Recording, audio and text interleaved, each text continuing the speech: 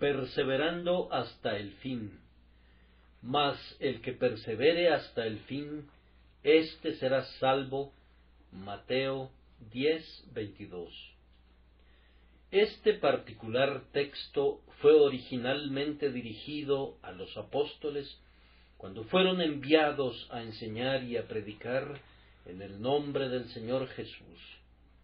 Tal vez en sus mentes flotaban brillantes visiones de honor y estima entre los hombres. No se trataba de una dignidad insignificante contarse entre los 12 primeros heraldos de la salvación ante los hijos de Adán. ¿Acaso se necesitaba poner un freno a sus elevadas esperanzas? Tal vez sí, para que no iniciaran su obra sin haber calculado el costo. Cristo les da una muy completa descripción del tratamiento que habrían de recibir y les recuerda que no era el comienzo de su ministerio lo que les ganaría su recompensa, sino que el que persevere hasta el fin, éste será salvo. Sería bueno que cada joven aspirante al ministerio del Evangelio recordara esto. Si simplemente poner nuestra mano en el arado nos confirmara ser llamados por Dios, ¿cuántos ministros no habría? Pero demasiados miran hacia atrás y comprueban no ser aptos para el reino. El precepto de Pablo a Timoteo es una muy necesaria exhortación para cada joven ministro. Sé fiel hasta la muerte. No se trata de ser fiel durante un tiempo, sino de ser fiel hasta la muerte, cosa que le permitirá al hombre decir: he peleado la buena batalla. ¿Cuántos peligros rodean al ministro cristiano? Así como los oficiales de un ejército son los blancos elegidos de los tiradores apostados en sitios privilegiados, igual sucede con los ministros de Cristo. El rey de Siria dijo a sus siervos: no peleéis ni con grande ni con chico, sino sólo contra el rey de Israel.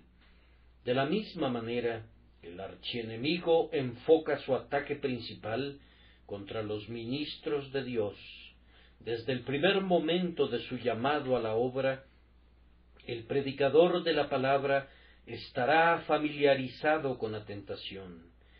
Siendo todavía un principiante, hay multitudes de las más engañosas tentaciones para trastornar la cabeza del joven heraldo de la cruz, y cuando los halagos de la popularidad temprana hayan pasado, como pronto pasarán, y le asedien el áspero croar de la maledicencia y la lengua viperina de la ingratitud, se encontrará decaído y menoscabado donde una vez fue adulado y admirado. Es más, el veneno de la malicia reemplaza a los melifluos manjares de la adulación.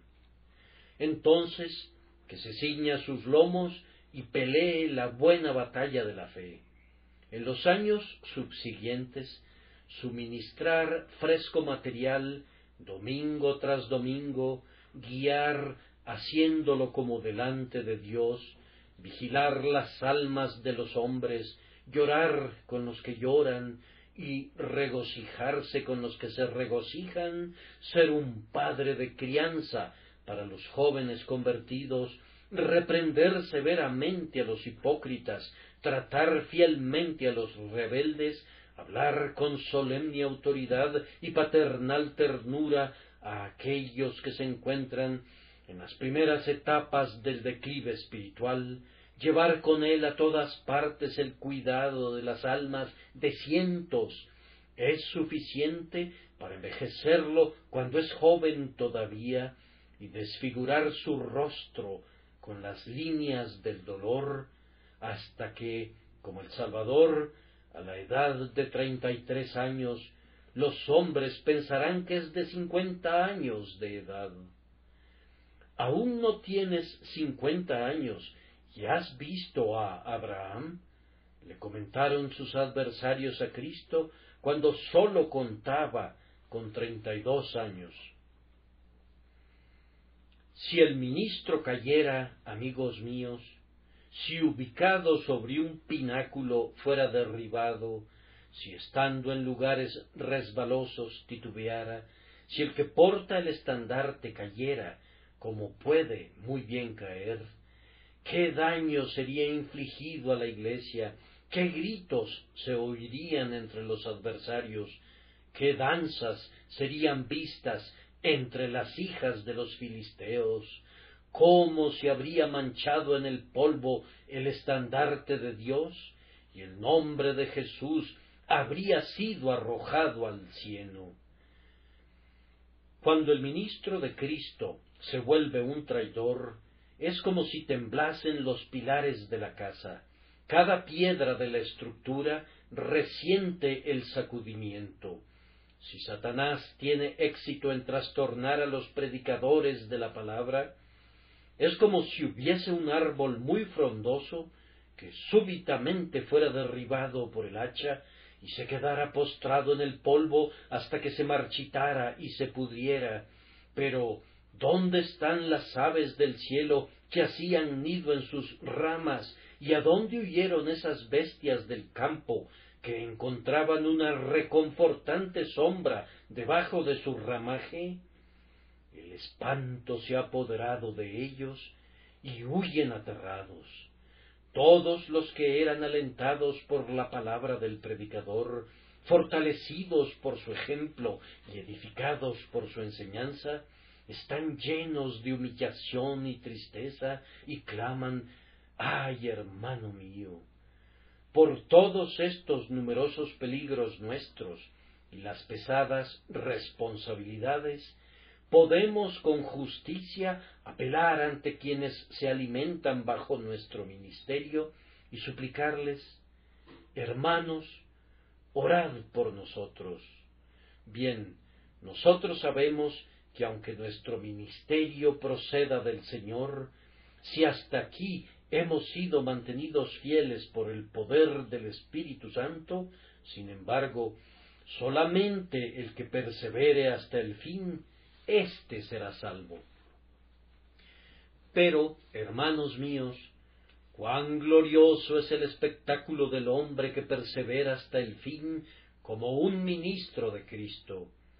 Tengo grabado sobre mi corazón en este momento el retrato de alguien muy, muy querido para mí, y creo que puedo aventurarme a realizar un ligero bosquejo de él como un digno ejemplo de lo honroso que es perseverar hasta el fin.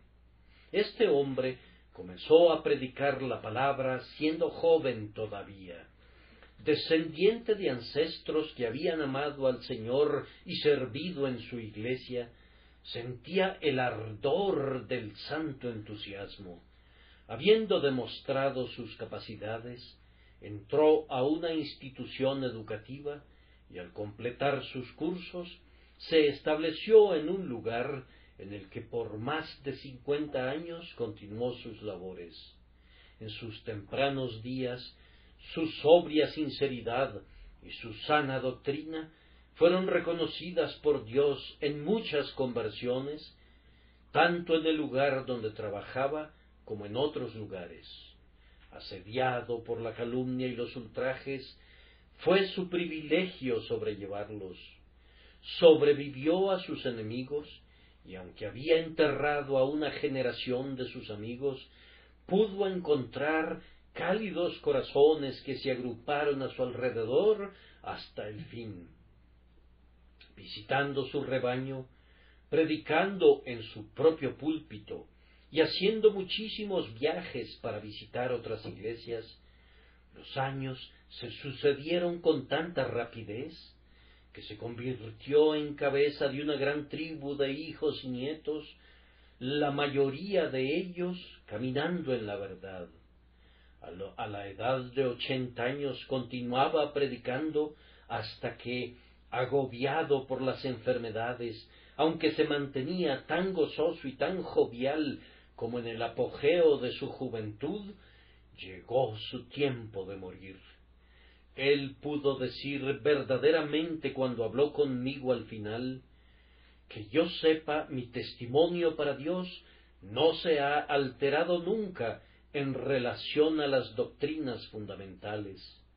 He crecido en experiencia, pero desde el primer día hasta ahora no he tenido nuevas doctrinas que enseñar a mis oyentes.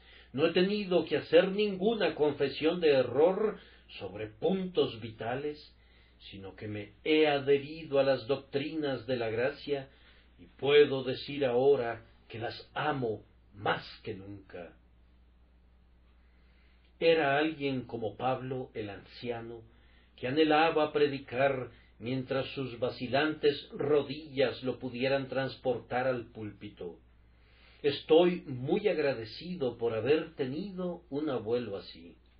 Durmió en Cristo hace sólo unas cuantas horas, y en su lecho de muerte hablaba tan jovialmente como suelen hacerlo los hombres que gozan del pleno vigor de la salud. De manera muy dulce hablaba de la preciosidad de Cristo y principalmente de la seguridad del creyente, de la veracidad de la promesa, de la inmutabilidad del pacto, de la fidelidad de Dios y de la infalibilidad del decreto divino.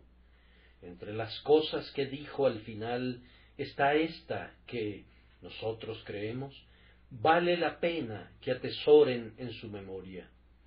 El doctor Watts canta: firme como la tierra, tu evangelio permanece, Señor mío, esperanza mía, mi confianza. ¿Cómo, doctor? ¿No hay algo más firme que eso? ¿No pudiste encontrar una comparación mejor? Vamos, la tierra cederá bajo nuestros pies cualquiera de estos días si nos apoyamos en ella. La comparación no sirve. El doctor estaba mucho más cerca del blanco cuando dijo: firme como su trono, su promesa permanece, y él puede guardar muy bien lo que he puesto en sus manos hasta la hora decisiva. Firme como su trono, dijo, debe dejar de ser rey antes de quebrantar su promesa o perder a su pueblo. La soberanía divina nos asegura a todos. Se durmió muy tranquilamente, pues su día había terminado y la noche había llegado. ¿Y qué otra cosa podía ser que ir a descansar en Jesús? Quiera Dios que sea nuestra porción predicar la palabra en tanto que tengamos aliento, permaneciendo firmes hasta el fin en la verdad de Dios. Y si no viéramos a nuestros hijos y a nuestros nietos testificando esas doctrinas que son queridas para nosotros, que al menos veamos a nuestros hijos caminando en la verdad. No sé de nada, queridos amigos, que escogería tener como tema de la ambición de mi vida que permanecer fiel a mi Dios hasta la muerte, ser todavía un ganador de almas, ser todavía un verdadero heraldo de la cruz y dar testimonio del nombre de Jesús hasta la última hora. Son sólo esas personas las que serán salvas en el ministerio. Nuestro texto, sin embargo, aparece de nuevo en el capítulo 24 de Mateo, en su versículo 13, y en esa ocasión no estaba dirigido a los apóstoles, sino a los discípulos. Los discípulos, viendo las inmensas piedras que fueron usadas en la construcción del templo, admiraban grandemente el edificio y esperaban que el Señor expresara al paso unas pocas palabras de encomio, en vez de lo cual él, que no vino a admirar la arquitectura, sino a labrar piedras vivas procedentes de la cantera de la naturaleza para usarlas en la construcción de un templo espiritual, transformó sus observaciones en una aplicación práctica al advertirles de un tiempo de tribulación en el que habría tal tribulación como no la había habido nunca antes, y agregó, ni la habrá. Describió que los falsos profetas abundarían y el amor de muchos se enfriaría, y les advirtió que el que persevere hasta el fin, éste será salvo.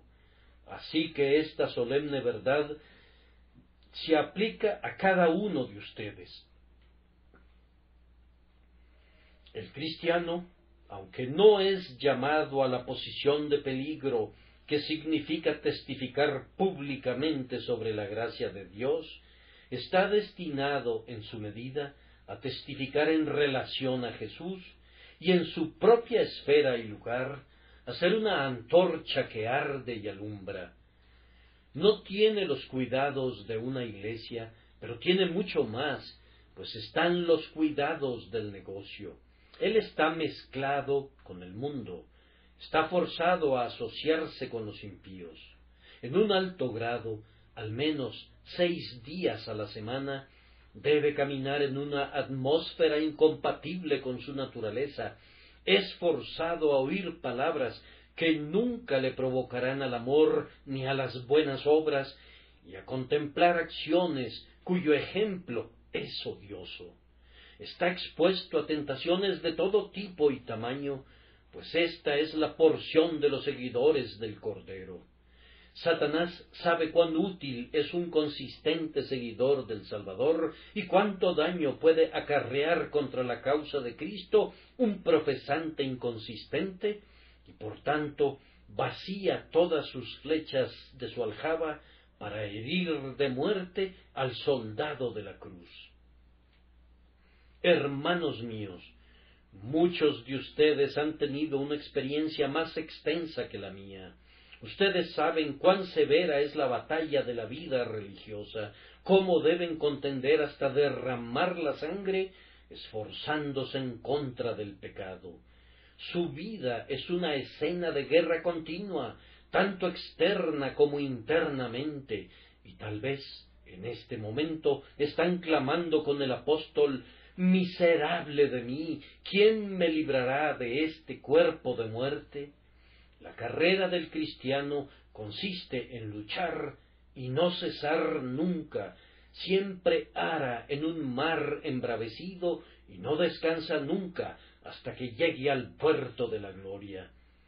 Si mi Dios los preserva, ¿cómo deberá preservarlos? Pues de lo contrario no serían suyos. Si Él los guarda, ¿cómo deberá guardarlos? Si han entregado sus almas a su fiel custodia, ¿qué honor les espera? Tengo en el ojo de la mente, en este preciso momento, a alguien que había estado asociado con esta iglesia durante unos 60 años, y quien esta semana, lleno de años y maduro para el cielo, fue llevado por los ángeles al seno del Salvador. Llamado por la gracia divina cuando todavía era joven, fue unido a la iglesia cristiana temprano en su vida. Por la gracia divina fue capacitado para mantener un carácter consistente y honorable durante muchos años. Como uno de los líderes de esta iglesia, era aceptado por sus hermanos y fue útil tanto por su piadoso ejemplo como por su sano criterio. Habiendo servido en varios ministerios de la Iglesia de Cristo, se ganó una buena posición. El domingo pasado asistió a la casa de Dios 2 veces, como acostumbraba hacerlo en los últimos años, para adorar, gozar de la palabra y deleitarse en la mesa de la comunión con mucho gozo. Fue a su cama sin sufrir de ninguna seria enfermedad, habiendo pasado su última noche en la tierra en alegre conversación con sus hijas. antes de la luz matinal, con su cabeza apoyada en su mano, se quedó dormido en Cristo, habiendo sido admitido al reposo que queda para el pueblo de Dios.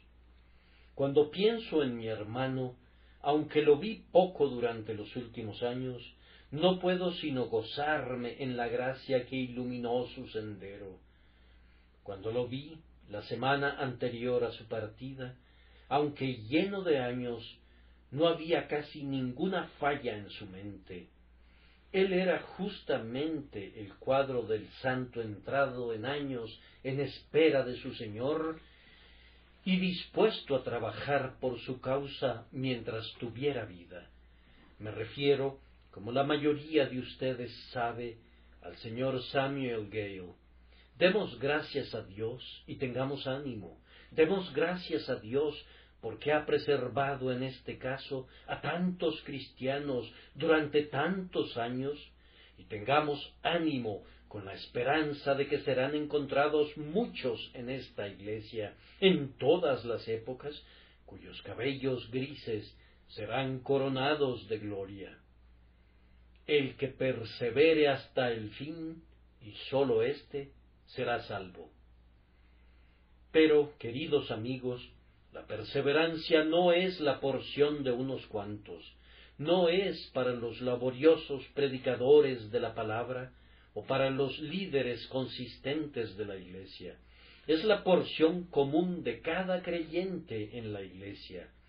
Debe ser así, pues sólo así demuestran que son creyentes. Debe ser así, pues únicamente por su perseverancia puede ser cumplida la promesa: el que creyere y fuere bautizado será salvo. Sin perseverancia no pueden ser salvos, y como deben ser salvos, habrán de perseverar por medio de la gracia divina. Ahora voy a hablar sobre nuestro texto con brevedad y sinceridad, conforme Dios me capacite, así. La perseverancia es el distintivo de los santos, el blanco de nuestros enemigos, la gloria de Cristo y el cuidado de todos los creyentes. Entonces, primero, la perseverancia es el distintivo de los verdaderos santos. Es su señal escritural. ¿Cómo puedo conocer a un cristiano?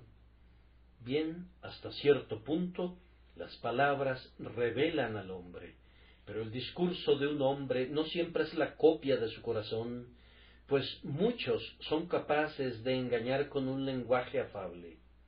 ¿Qué dice nuestro Señor? Por sus frutos los conoceréis. Pero, ¿cómo habré de conocer los frutos de un hombre? ¿Vigilándolo durante un día?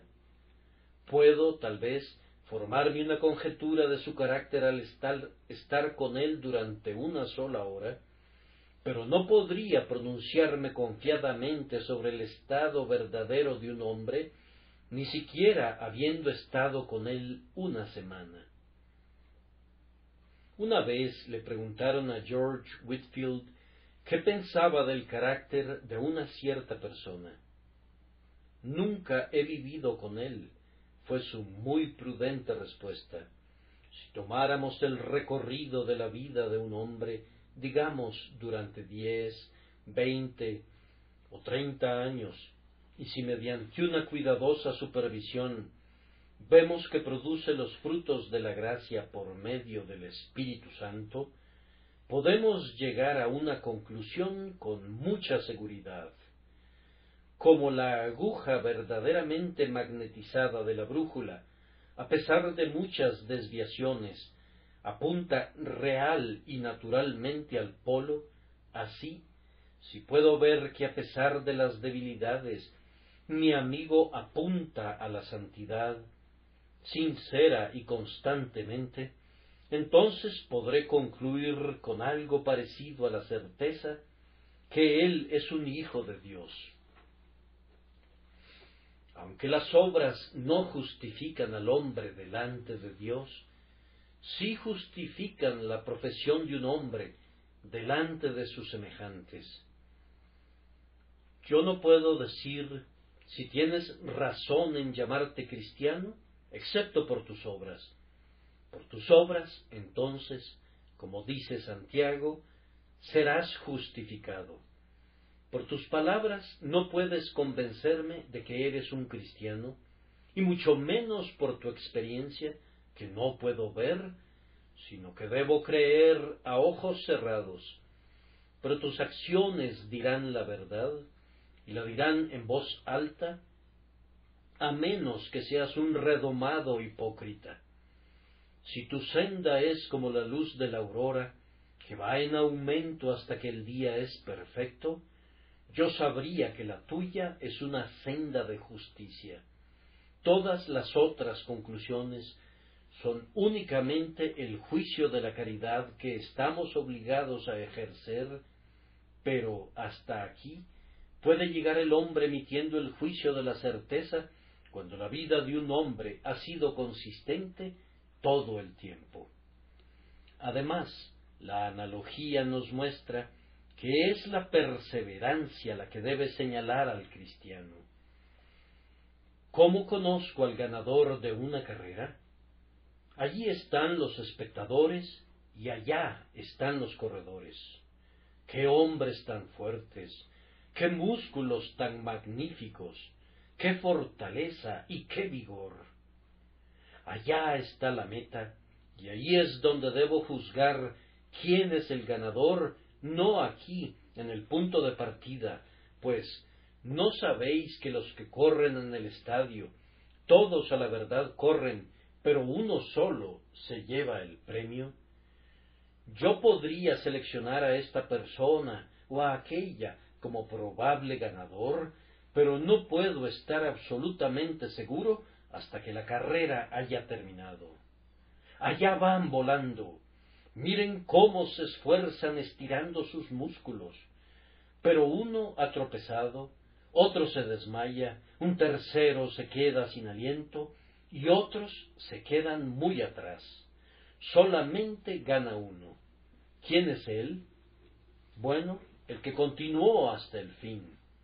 Así yo puedo deducir de la analogía que Pablo constantemente nos recuerda basándose en los juegos de antaño, que sólo aquel que continúe hasta alcanzar la meta podrá ser considerado cristiano del todo. Un barco inicia un viaje a Australia. Si se detuviera en Madeira o se regresara después de llegar al cabo, ¿considerarían que debería ser llamado un barco emigrante de Nueva Gales del Sur?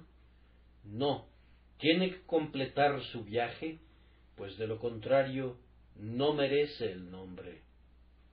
Un hombre ha comenzado a construir una casa y ya ha levantado un costado de ella.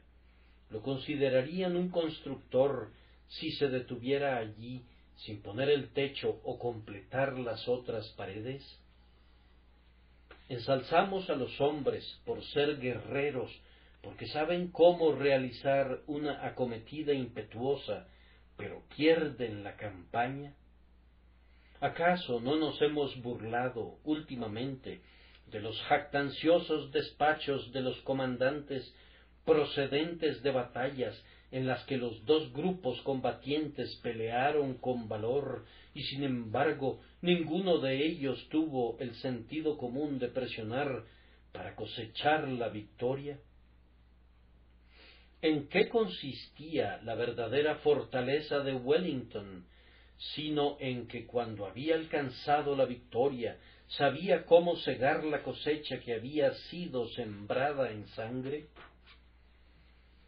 Y solamente el que continúe hasta que ya no suene más la trompeta de la guerra es un verdadero vencedor y recibirá la corona al fin.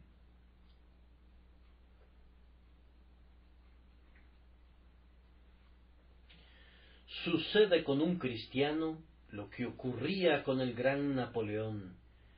Él decía: la conquista me ha convertido en lo que soy, y la conquista ha de mantenerme. Así, bajo Dios, la conquista te ha convertido en lo que eres y la conquista ha de sostenerte. Tu lema debe ser Excelsior más arriba, o si no lo fuera, entonces no conoces el noble espíritu de los príncipes de Dios. Pero, ¿por qué multiplico los ejemplos cuando el mundo entero resuena con la alabanza de la perseverancia? Además, el juicio del sentido común de la humanidad nos dice que aquellos que simplemente comienzan, pero no permanecen, no serán salvos. Vamos, si cada hombre que comenzara a seguir a Cristo fuera salvo, ¿quién se condenaría? En un país como este, la mayoría de los hombres tiene al menos un espasmo religioso en su vida. Supongo que no hay ninguna persona ante mí que en un momento u otro no haya determinado ser un peregrino. Tú, señor flexible, fuiste inducido por un amigo cristiano que ejercía alguna influencia en ti para acompañarle un breve trecho hasta que llegaste al pantano del desaliento y te consideraste muy sabio cuando trepaste fuera del lodazal por aquella pared que estaba más cerca de tu propia casa, e incluso tú, señor obstinado, no siempre eres terco, tienes arrebatos de reflexión e intervalos de ternura. Querido oyente, cuán impresionado estabas en la reunión de oración, cuán emocionado estabas en aquel servicio de avivamiento, cuando escuchaste a un celoso hermano predicar en el teatro. ¡Qué impresión te produjo! Ah, sí, el taller fue cerrado 1 o 2 domingos. No dijiste ningún juramento, ni te embriagaste durante casi un mes, pero no pudiste aguantar más. Ahora, aunque esos que comenzaran fueran salvos, ¿por qué habrías de tener seguridad, ya que al momento presente estás muy lejos de cualquier cosa semejante a la religión, de la manera que la oscuridad de medianoche está lejos de la deslumbrante luz del mediodía? Además, yo digo que el sentido nos muestra que un hombre debe permanecer, pues de lo contrario no puede ser salvo, porque los peores hombres son aquellos que comienzan, pero luego renuncian. Si pasaras todas las negras páginas de la infamia para encontrar el nombre del hijo de la perdición, ¿dónde lo encontrarías? Pues bien, en medio de los apóstoles. El hombre que había obrado milagros y había predicado el Evangelio, vendió a su maestro por 30 piezas de plata. Judas Iscariote traiciona al Hijo del Hombre con un beso. ¿Dónde hay un nombre peor que el de Simón el Mago? También creyó Simón mismo, dice la Escritura, y sin embargo ofreció dinero a los apóstoles para que le vendieran al Espíritu Santo. ¡Qué infame notoriedad ha alcanzado Demas, que amó al presente mundo malvado! ¿Cuánto daño le hizo a Pablo Alejandro el calderero? Me ha causado muchos males, dijo él, el Señor le pague conforme a sus hechos. Y sin embargo, estuvo una vez en sumo peligro e incluso expuso su propia persona en el teatro de Éfeso para rescatar al apóstol. Nadie es tan malo como el que en un tiempo parecía ser bueno. Si la sal se desvaneciere, ¿con qué será salada? Aquello que es mejor cuando está maduro es peor cuando se pudre. El licor que es más dulce en alguna etapa se vuelve el más amargo en otra etapa. No se alabe tanto el que se ciñe las armas como el que las desciñe, pues incluso el sentido común nos enseña que no es comenzar, sino continuar hasta el fin, lo que marca el tiempo del Hijo de Dios. Pero no necesitamos mirar a la analogía y al mero sentido común. La Escritura es lo suficientemente clara. ¿Qué dice Juan? Salieron de nosotros. ¿Por qué? ¿Fueron santos alguna vez? Oh, no. Salieron de nosotros, pero no eran de nosotros, porque si hubiesen sido de nosotros, habrían permanecido con nosotros, pero salieron para que se manifestase que no todos son de nosotros. No eran cristianos, pues de lo contrario no hubieran apostatado así. Pedro dice, pero les ha acontecido lo del verdadero proverbio, el perro vuelve a su vómito y la puerca lavada a revolcarse en el cieno, indicando de una vez muy claramente que el perro, aunque vomitó, siempre fue un perro.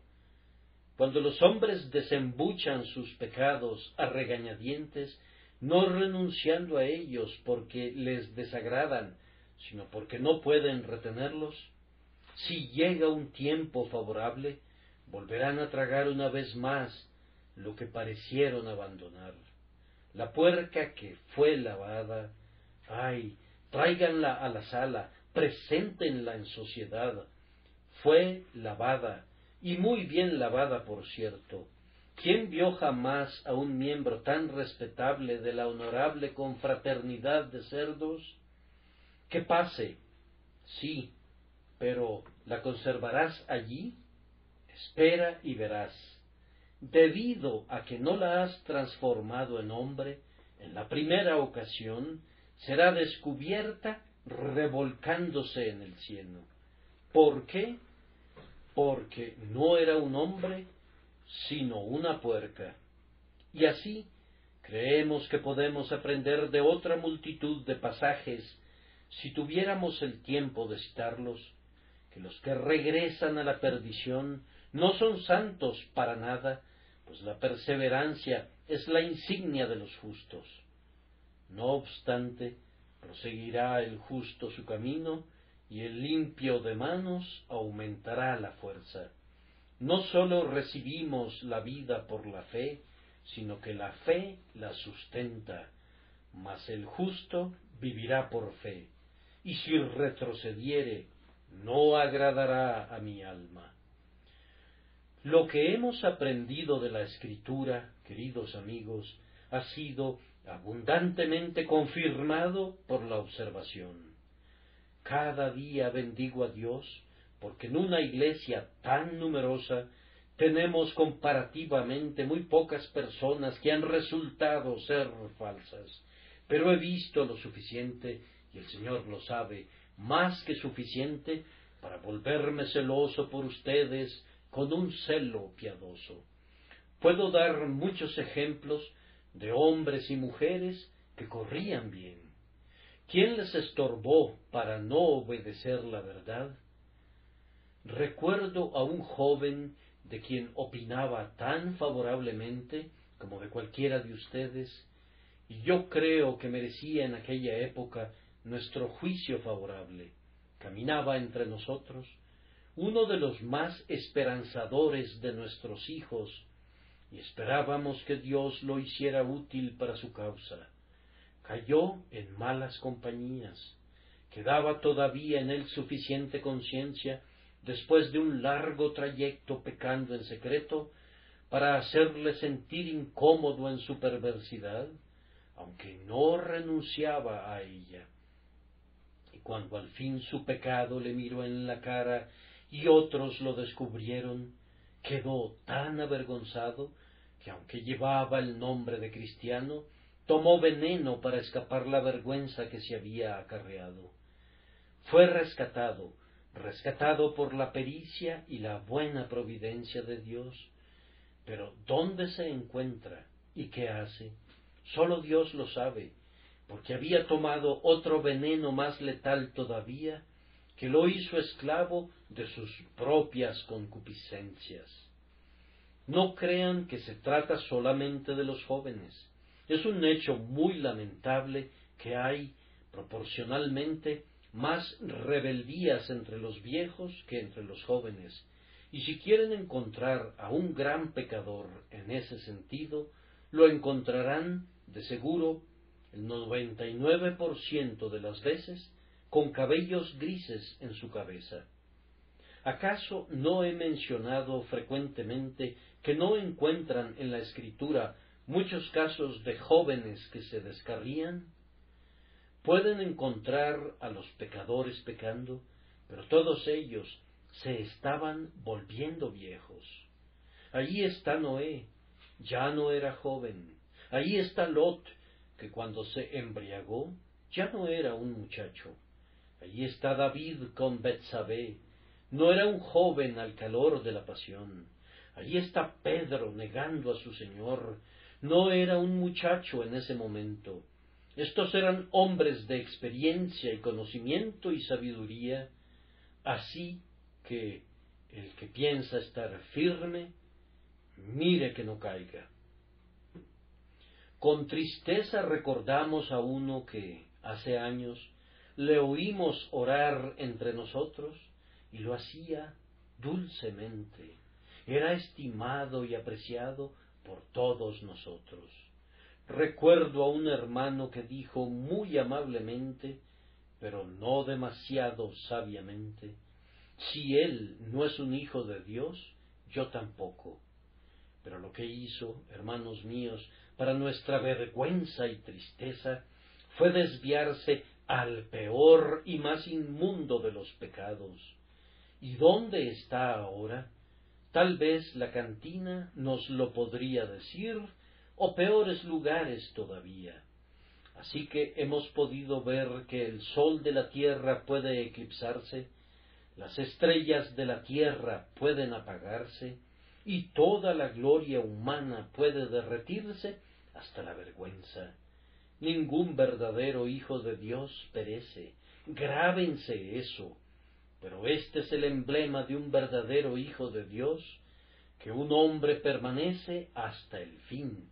Y si un hombre no persiste, sino que se escabulle y regresa a su antiguo amo, y otra vez se pone el viejo collar y lleva de nuevo el yugo satánico, hay una prueba cierta de que no salió nunca del Egipto espiritual por medio de Jesucristo, su líder, y nunca ha obtenido esa vida eterna que no puede morir, porque es nacida de Dios. Entonces, de esta forma, queridos amigos, he dicho lo suficiente para demostrar, creo que más allá de toda disputa, que la verdadera divisa del cristiano es la perseverancia, y que sin ella ningún hombre ha demostrado ser un hijo de Dios. En segundo lugar, la perseverancia es, por tanto, el blanco de todos nuestros enemigos espirituales. Tenemos muchos adversarios. Miren al mundo. El mundo no objeta que seamos cristianos por un rato. Pasará por alto alegremente todo nuestro mal comportamiento en ese sentido, si ahora nos damos la mano y somos como solíamos ser antes. Sus antiguos compañeros, que solían llamarles buenas personas cuando ustedes eran malas personas, ¿acaso no los perdonarían rápidamente por haber sido cristianos si regresaran y se comportaran como en días pasados? Oh, ciertamente considerarían a la religión de ustedes como una extravagancia de la necedad, pero fácilmente la pasarían por alto si renunciaran a ella en el futuro. Oh, dice el mundo, regresa a mis brazos otra vez, enamórate de mí, y aunque has hablado algunas duras palabras en contra mía, y has hecho crueles cosas en mi detrimento, jubilosamente te perdonaría. El mundo está siempre dando de puñaladas a la perseverancia del creyente. Algunas veces le intimidará para que regrese, y para ello utilizará crueles mofas, y en otro momento le engañará regresa a mí, oh, regresa. ¿Por qué habríamos de estar en desacuerdo? Tú estás hecho para mí y yo estoy hecho para ti. Y el mundo le llama con señas tan gentil y dulcemente como la ramera de Salomón de antaño. El tema de esa ramera es que dejes de ser un peregrino y te quedes a comprar y vender con ella en la feria de las vanidades. Tu segundo enemigo es la carne. ¿Cuál es su meta? Oh, clama la carne, hemos tenido suficiente de esto. Es cosa pesada ser un peregrino, renuncia a ello. Pereza dice, quédate quieto allí donde estás. Ya tuviste lo suficiente como un festín, al menos en relación a esta cosa tediosa. Luego la lascivia clama, ¿voy a ser mortificada siempre? ¿Nunca me van a dar gusto? ¿No me darán una licencia al menos en esta constante guerra? A la carne no le importa cuán suave sea la cadena, siempre que nos detenga firmemente e impida que prosigamos a la gloria. Luego entra el diablo y algunas veces toca el gran tambor y grita con una voz tronante, no hay un cielo, no hay Dios, eres un tonto por perseverar. O cambiando sus tácticas grita, regresa, te daré un mejor trato que el que tenías antes. Tú me considerabas un señor duro, pero eso es un embuste. Ven y pruébame. Soy un diablo diferente al que era hace 10 años. Ahora soy respetable en comparación a lo que era entonces. No quiero que vayas al vil teatro o al casino. Ven conmigo y sé un respetable amante del placer. Yo te digo, puedo vestir en burda tela o en un traje de terciopelo, y puedo caminar en los salones de los reyes, así como en las plazuelas y callejones de los mendigos. Oh, regresa, repite, y vuélvete uno de los míos. De tal forma que esta trinidad infernal, el mundo, la carne y el demonio, todos apuñalan a la perseverancia del cristiano. Ellos frecuentemente atacarán su perseverancia en el servicio. ¿Qué se gana con servir al Señor? El diablo me dirá algunas veces, como le dijo a Jonás, huye a Tarsis y no te detengas en esta Nínive. No creerán en tu palabra, aunque hables en el nombre de Dios. A ti te dirá, vamos, tú estás muy ocupado todos los días de la semana, entonces, ¿qué ganas con pasar tu día domingo con un grupo de mocosos en la escuela dominical? ¿Por qué andar repartiendo folletos en las calles? ¿Acaso obtendrás mucho bien de ello? ¿No sería mejor que descansaras un poco? Ah, esa palabra, reposo, a muchos de nosotros nos encanta, pero debemos recordar que lo arruinamos si procuramos obtenerlo aquí, pues el reposo se alcanza únicamente más allá de la tumba. Tendremos suficiente reposo una vez que lleguemos a la presencia de nuestro Señor. Entonces, el diablo quisiera asesinar sin tardanza la perseverancia en el servicio. Si no puede detenernos en el servicio, procurará impedir nuestra perseverancia en el sufrimiento. ¿Por qué continuar siendo paciente? Dice él. ¿Por qué sentarte en medio de ceniza y rascarte con un tiesto? Maldice a Dios y muérete. Desde que eres un cristiano has sido siempre pobre. Tu negocio no prospera. Ves que no puedes hacer dinero a menos que hicieras como los demás. Debes ir acorde con los tiempos, pues de lo contrario no avanzarías. Renuncia a todo. ¿Por qué estar sufriendo siempre así? De esta manera nos tienta el espíritu inmundo. o puedes estar apoyando alguna buena causa, y en el momento en que abres la boca, muchos se burlan y tratan de hacerte callar. Bien, dice el diablo, cállate. ¿De qué te sirve hablar? ¿Por qué volverte singularmente excéntrico y exponerte a un martirio perpetuo? Todo está muy bien, dice, si vas a ser un mártir, que te quemen de inmediato y terminas con ello. Pero si te van a colocar, como a Lord Cobham, para ser calcinado sobre un fuego lento durante días, no es confortable. Vamos, dice el tentador, ¿por qué sufrir siempre? Renuncia. Ustedes ven que el diablo dispara también contra la perseverancia en el sufrimiento. O tal vez es la perseverancia en la tenacidad.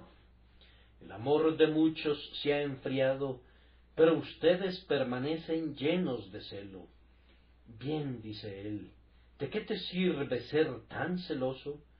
Otras personas son lo suficientemente buenas personas y no podrías censurarlos. ¿Por qué razón quieres ser más justo de lo que son ellos? ¿Por qué quieres empujar a la iglesia delante de ti y arrastrar al mundo detrás de ti? ¿Qué necesidad tienes de asistir a 2 servicios en un día?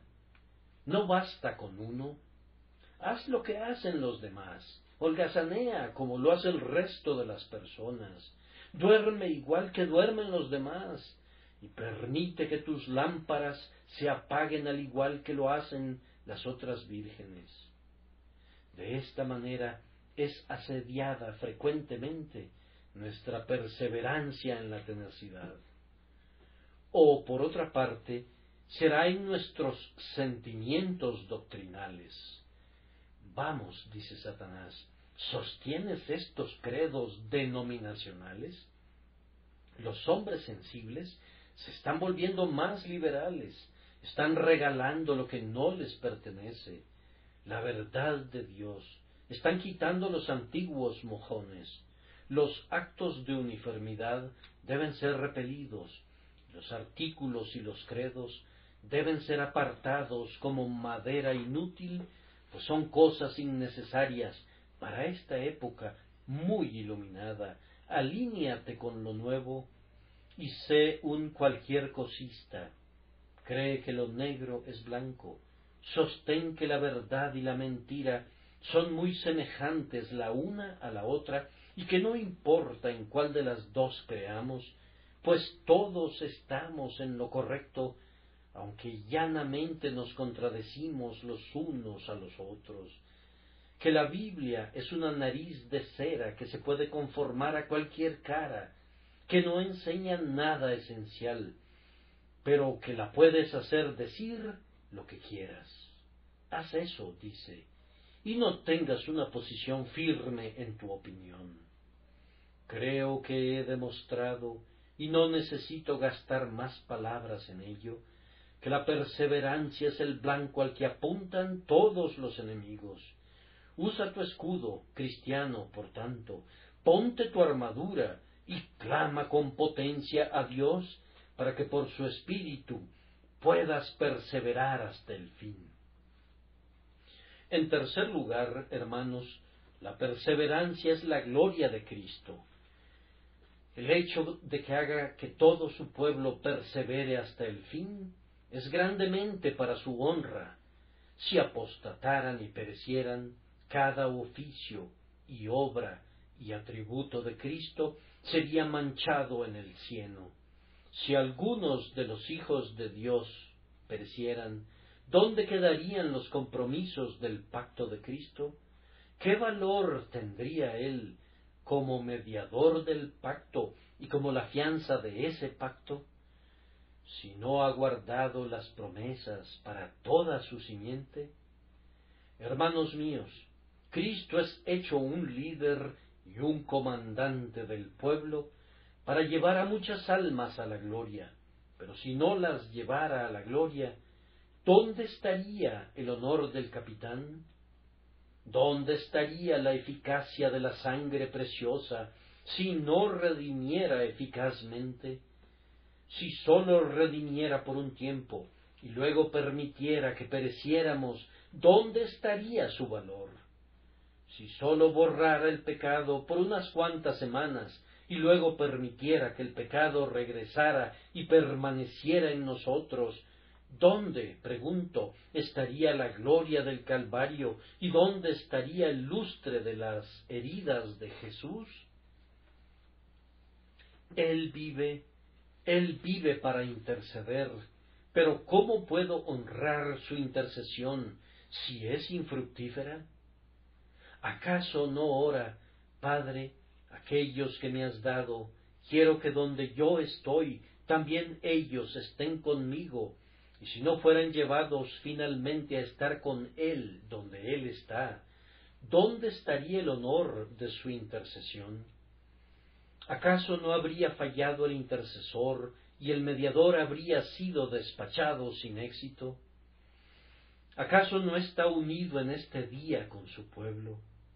Pero ¿cuál sería el valor de la unión con Cristo si esa unión no asegurara la salvación?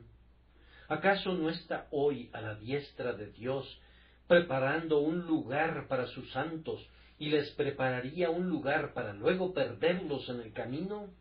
Oh, ¿sería posible que Él consiga el arpa y la corona y nos salve almas para usarlas con ellas? Hermanos míos, si pereciera un verdadero Hijo de Dios, sería tal deshonra para Jesús que no puedo pensar en ello sin considerarlo una blasfemia. Un verdadero creyente en el infierno. Oh, cuánta risa habría en el infierno, qué desafío, qué júbilo tan impío. Ah, príncipe de la vida y de la gloria, dice el príncipe del abismo, te he derrotado, he arrebatado la presa de manos del fuerte y he liberado al cautivo legal. He quitado una joya de tu corona. Mira, aquí está. Tú redimiste a esta alma con sangre y sin embargo está en el infierno. Oye lo que grita Satanás. Cristo sufrió por esta alma y sin embargo la hace sufrir a ella misma. ¿Dónde está la justicia de Dios? Cristo bajó del cielo a la tierra para salvar a esta alma y falló en el intento y yo la tengo aquí. Y conforme sumerge a esa alma en olas más profundas de dolor, el grito del triunfo se elevaría más y más blasfemamente. Hemos conquistado el cielo, hemos rasgado el eterno pacto, hemos frustrado los propósitos de Dios, hemos derrotado su decreto, hemos triunfado sobre el poder del mediador y hemos tirado su sangre al suelo. ¿Sucedería algo así jamás? Atroz pregunta. Eso no podría suceder nunca. Aquellos que están en Cristo son salvos. Aquellos a los que Jesucristo ha tomado realmente en unión consigo mismo estarán con Él donde Él está. Pero ¿cómo podrías saber si estás en unión con Cristo? Hermanos míos, sólo podrían saberlo obedeciendo las palabras del apóstol: tanto más procurad hacer firme vuestra vocación y elección. Concluyo, por lo tanto, con una sugerencia acerca del último punto, y es: la perseverancia debe ser el gran cuidado de cada cristiano, su cuidado de día y de noche. Oh amados, los exhorto, por el amor de Dios y por el amor de sus propias almas, que sean fieles hasta la muerte. ¿Tienen algunas dificultades? Deben conquistarlas. Aníbal atravesó los Alpes, pues su corazón estaba lleno de furia en contra de Roma, y ustedes deben atravesar los Alpes de la dificultad, pues confío que su corazón esté lleno de odio al pecado. Cuando el señor Smeaton hubo construido el faro sobre Edithstone, después de una tormenta, miró ansiosamente para comprobar si el edificio estaba todavía allí. Y fue su gran gozo cuando pudo ver que todavía permanecía, pues un contratista anterior había construido un edificio que consideró indestructible y expresó un deseo de poder estar allí dentro en la peor de las tormentas que hubiese azotado jamás, y le tocó en suerte estar allí, y ni él ni el faro volvieron a ser vistos jamás. Ahora, ustedes tienen que ser expuestos a multitudes de tormentas. Ustedes deben estar en su faro en la peor de las tormentas que haya azotado jamás.